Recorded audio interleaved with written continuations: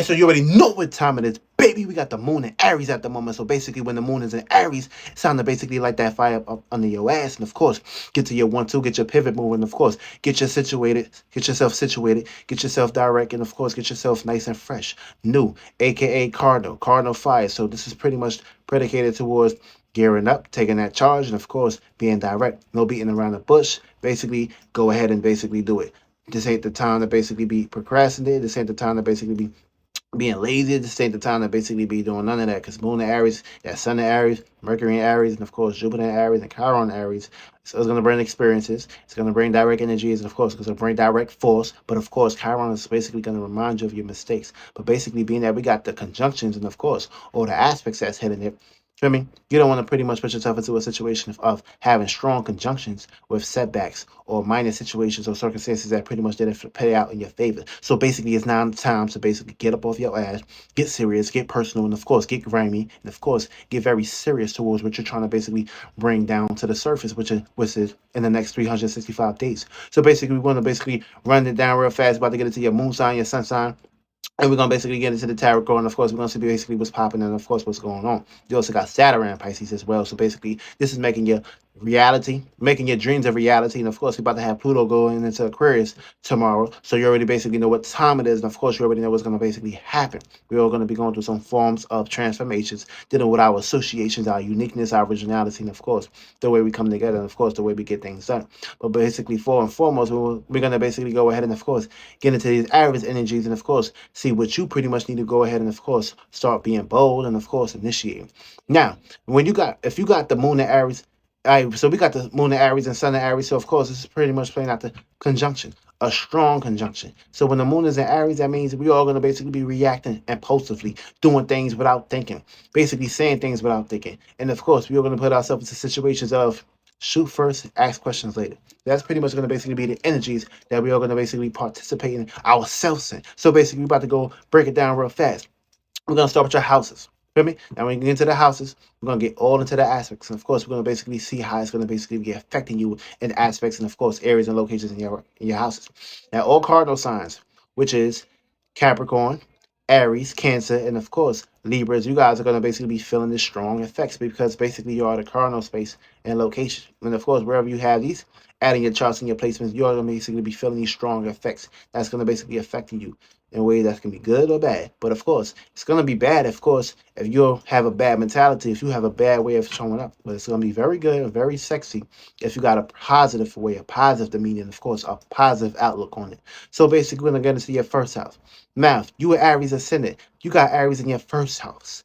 This is pretty much shooting first. Ask questions later when it comes to initiating ways on how to feel and see about your passions, your desires, your experiences, your meanings, your purposes, and of course, your way of directing your personal life. That means you pretty much need to go ahead and, of course, put your personal passions and your desires on a plateau and, of course, go after them and chase after them directly. Now, if you got Aries in your second house, this is pretty much putting you into a circumstance situation of coming up with a new way of reacting and acting towards feeling and seeing about new ways of the things that you value, appreciate, love, and of course what you stand on, of course what you're standing on business about. So whatever you're valuing or whoever you value or how you value yourself or what you pretty much are here to pretty much present and put yourself out there in the world to do, this is pretty much your time and of course your way of pretty much going about that 14. And you're a Pisces ascendant. So that basically means you need to go ahead and of course get up off your 1-2. For me, you also got a whole lot of energy that's conjuncting you, which is going to be Neptune and Saturn. So yeah, go ahead and of course get off your 1-2 and of course get yourself situated on that plateau. Let me come up with a new way of valuing something. Come up with a new way of pretty much coming up with resources, assets, money, material, structure. Come up with a new way of directing that. Feel me? Also, if you have Aries in your third house, you are Aquarius ascendant. So that means you are going to be placed into circumstances and situations of manifesting and acting and taking immediate action towards your boldness of utilizing your words, your way of conversating, and your directness towards communicating with others, friends, siblings, neighbors, environments around us. Also, you can manifest circumstance situations of getting into arguments and, of course, unnecessary situations and circumstances that may basically pop up into your environment or your surroundings and places that you grew up with or people that you went to school with. For me, all that is going to basically be pretty much projecting forms of commitment or passions or motivations or integrity or what. Be aware of that. If you have Aries in your fourth house, you're a Capricorn ascendant. So basically, Aries is going to exalt your fourth house. So that means you're going to go through some extreme moments dealing with home, family, privacy, comfortability, safety, security, and of course, engage. Now, Moon and Aries want you to come up with a new way of feeling and seeing about your ways of dealing with your home, family, privacy, comfortability, and your safety, security. So that pretty much means you have a new way of feeling and seeing about a new way of building comfortability, safety, security, then of course this is pretty much your time to go ahead and of course make that happen. Don't beat around the bush for me. Even if that means you got to come up with a new way of creating a new home, family or privacy, you basically need to get off your 1 2 and of course shake shit up and get basically very personal in that area and take care of your responsibilities. Now, if you have Aries in your sixth house, this means you basically, if you have a mind, if you have Aries in your fifth house, you're a Sagittarius ascendant. So that means you're gonna have a gift to react and act towards initiating ways of how to feel and see about your expressions, the way you self-express yourself, your entertainment, your fun, your enjoyment, and things that excite you, things that bring some form of childlike natures, or things that bring some form of, commitment or setting the stage. This is pretty much your time to get up off your 1 2, like that fire up under your ass. Of course, get very personal when it comes to putting yourself out there, and of course, creating a stage that you want to basically stand on and basically be bold on. You basically need to go ahead, go direct, and get very personal in that area. Now, you have Aries in your sixth house.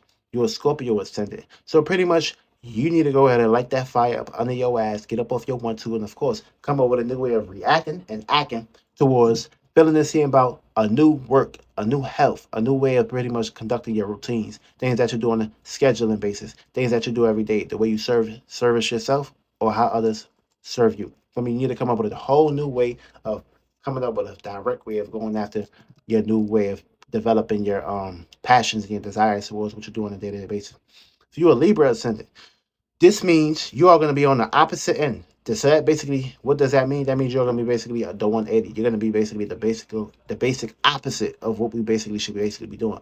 But we're going to basically come together and of course bring the balance when the full moon get here. But your personality, your goal for the next 30 days is to pretty much come up with a new way of feeling and seeing about balance, relationships, compromisations, and the people, places, things that you have one-on-one relationships with. So that means you need to be that very, very direct when it comes to your way of presenting yourself and being open and out there when it comes to your relationships and how you compatibly you conduct yourself around your relationships with others. I mean, what kind of relationships do you want? You want new relationships, or you want the trash relationships that you are basically currently in? You need to basically make that decision. Of course, shoot your shot, and of course, get very personal.